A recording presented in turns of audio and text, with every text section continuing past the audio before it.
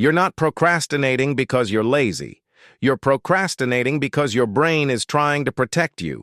Every task you avoid, every assignment you delay, every project you push aside, your brain thinks it's keeping you safe from discomfort.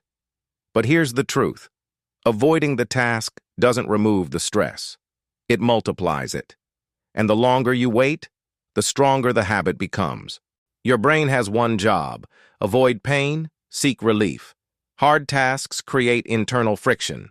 Your brain sees that friction as danger, not real danger, just mental discomfort. Cleaning your room, starting homework, sending that message, opening that book, they're not dangerous tasks, but the uncomfortable feeling before doing them? Your brain interprets that as something to escape, so it gives you a solution. Do it later. And the moment you choose to delay, your brain rewards you with dopamine, relief, a small hit of pleasure. Your brain learns the pattern.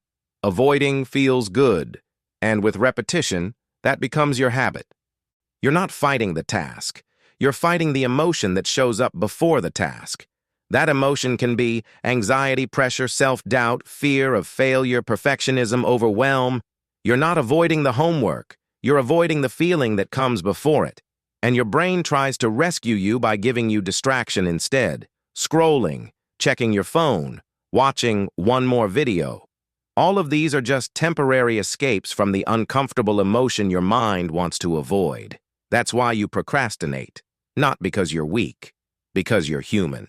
Procrastination happens in the first few seconds, the exact moment you think, I should start.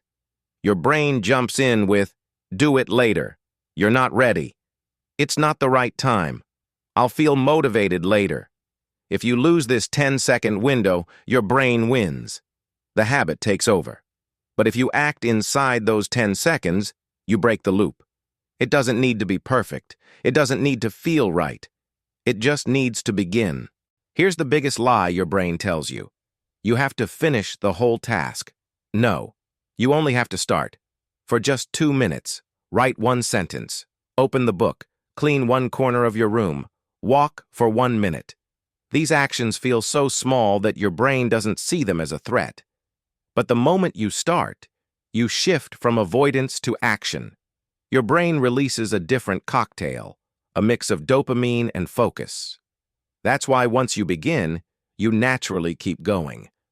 Momentum takes over. The friction disappears, and procrastination loses its power. Your brain avoids tasks that feel too big.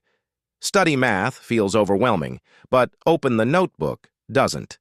Clean the room feels stressful, but pick up one item is easy. Start the project feels impossible, but write 10 words is manageable. Break the giant mountain into tiny stones. Small tasks. Don't trigger fear. Don't create resistance. Give your brain small dopamine rewards. Build momentum automatically.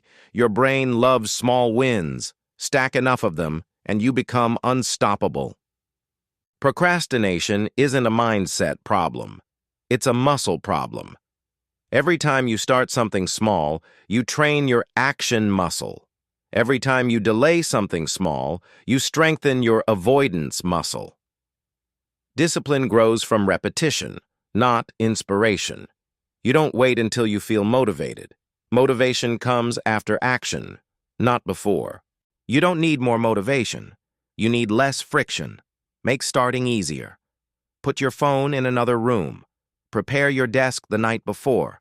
Keep your environment clean. Start in silence. Lower your expectations. Begin without thinking. When friction disappears, action becomes natural, and starting becomes automatic. Procrastination isn't your personality. It's a pattern your brain learned to protect you, not to hurt you. And once you understand the pattern, you can break it. Start small. Start early. Start now. Your future self is waiting for you, begging you to stop waiting.